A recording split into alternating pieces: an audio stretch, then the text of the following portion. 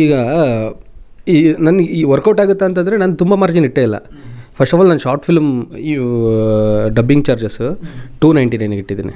ಆದರೆ ಅದೇ dubbing charges when it comes to film or any other ಅಂದರೆ any other project 500 ಅಷ್ಟೇ ಇರುತ್ತೆ.